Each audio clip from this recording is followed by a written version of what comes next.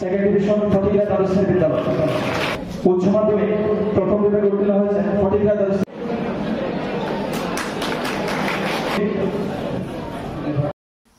ঊনকোটি জেলার ফটিকরা বিধানসভার অন্তর্গত সমস্ত স্কুলের মাধ্যমিক এবং উচ্চ মাধ্যমিক কৃতী ছাত্রছাত্রীদের সম্বর্ধনা উপহার মঙ্গলবার বিশাল আয়োজনে ফটিকরায় নজরুল কলাক্ষেত্রে মন্ত্রী সুধাংশু দাসের উদ্যোগে হয় এই অনুষ্ঠানে উপস্থিত ছিলেন ফটিকরা বিধানসভার বিধায়ক, তফসিলি জাতি কল্যাণ প্রাণী সম্পদ বিকাশ দপ্তরের মন্ত্রী মাননীয় সুধাংশু দাস।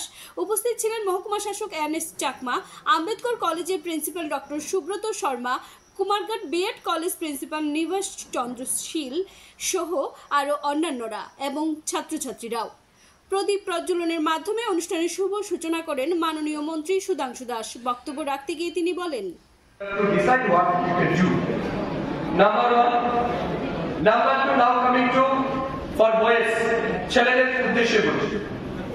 বর্তমানে আমাদের যে বাজেট তৈরি করি আমরা, বাজেটের মধ্যে স্বাস্থ্য দপ্তর আলাদা করে, এটা আগে ছিল না, নতুন করে এখন গত 8-10 বছর যাবত শুরু হয়েছে আমাদের রাজ্যে, কি নেশামুক্ত কেন্দ্র তৈরি করা হবে।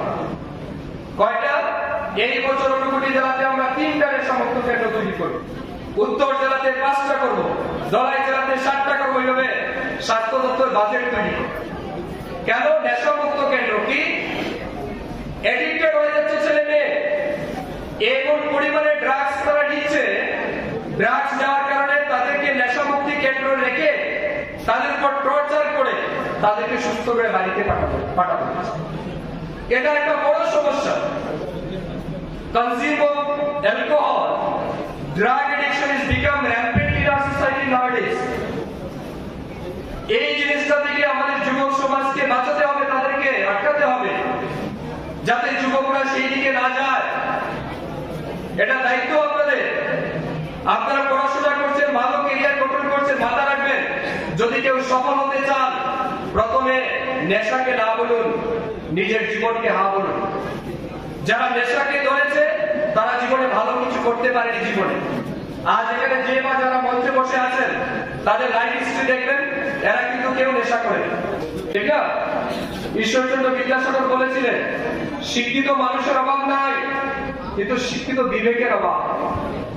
ঠিক না? বল, শিক্ষিত মানুষের কিন্তু অভাব নাই, শিক্ষিত বিবেকের অভাব।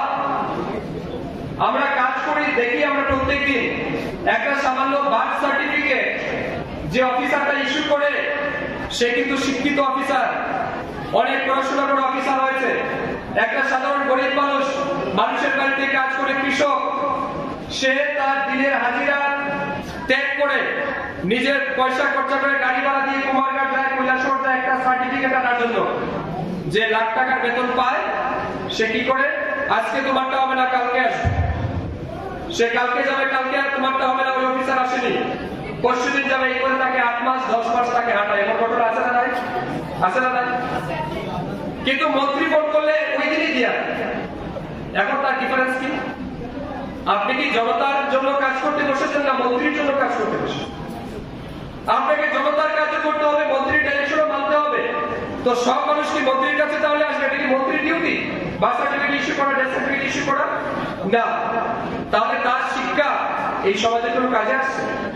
এই শিক্ষা সমাজের কোনো কাজে আসছে না। এই জন্য আমি বলছি, শুধু শিক্ষিত হলে হবে না, আপনার মধ্যে মানবিকতা দরকার, মানবিক মূল্যবোধ দরকার, সমাজের প্রতি রেসপন্সিবিলিটি দরকার। আপনার ইয়াং জেনারেশন আগামী দিনে সমাজ আপনাদের উপর দাঁড়াবে, আপনারা চালাবেন, আপনাদের দায়িত্ব নেওয়া উচিত। লাস্ট একটা এক্সাম্পল বলে বক্তব্য শেষ করছি। আমি আমার কাছে বিদায় হিসেবে অনেক মানুষ আসে, দাদা আমাদের পাড়ার রাস্তাটা খুব খারাপ, রাস্তাটা তৈরি করে দিন। আমাদের পাড়ায় জলের ব্যবস্থা নাই, জলের লাইনটা করে দিন। আমরা যখন সেকশন করাই, রাস্তার কাজ করার জন্য যখন লেবাররা যায় কাজ করতে, দেখা যাচ্ছে কি কিছু